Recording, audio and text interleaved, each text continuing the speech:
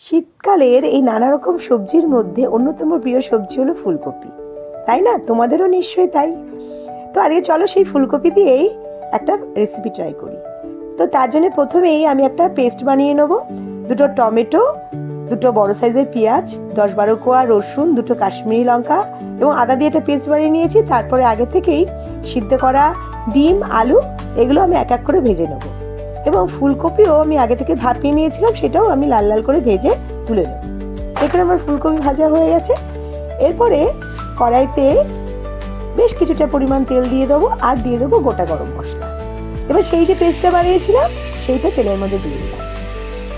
এরপরে বেশ কিছুক্ষণ একটু ধৈর্য ধরে এটাকে ভালো করে কষিয়ে নেবো যতক্ষণ না এর থেকে তেলটা বেরিয়ে আসছে। এরপরে দিয়ে দেবো পরিমাণ মতো হলুদ আর দিয়ে দেবো 1 চামচ ধনে গুঁড়ো এবং 1 চামচ জিরে গুঁড়ো। সমস্ত মশলা দিয়ে আবারও বেশ কিছুক্ষণ কষাবো। আর কি দেবো বলুন তো? আর দিয়ে দেবো এই 1/2 কাপ মতো টক দই। সেটা দিয়ে একটু লো ফ্লেমে ভালো করে কষিয়ে নেবো। এরপরে মশলা যাতে তলায় না লেগে যায় অল্প অল্প করে জল দেবো আর কষাতে থাকবো। ব্যাস, দেখো আমার কিন্তু মশলাটা কষানো হয়ে গেছে। এরপরে আমি সেই ডিম আর আলুটা যে ভেজে রেখেছিলাম সেটা দিয়েও মশলার মধ্যে আমি কষাতে থাকবো। বেশ কিছুক্ষণ এখানে আমি কষিয়ে নেব।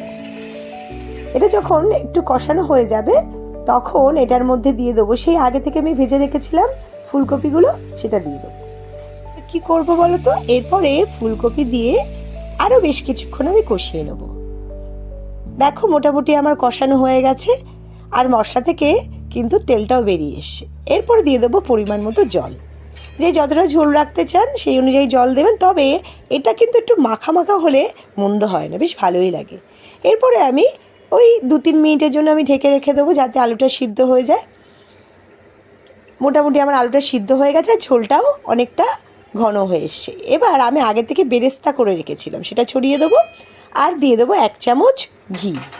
সেটা দিয়ে একটু নেড়ে চেড়ে নিয়ে দিয়ে দেবো ওপর থেকে গরম মশলা আর একটু মিষ্টিও অ্যাড করতে পারেন। আমি একটু মিষ্টি অ্যাড করেছিলাম স্বাদের ব্যালেন্সের জন্য, যদি কেউ না করতে চান সেটাও করতে পারেন।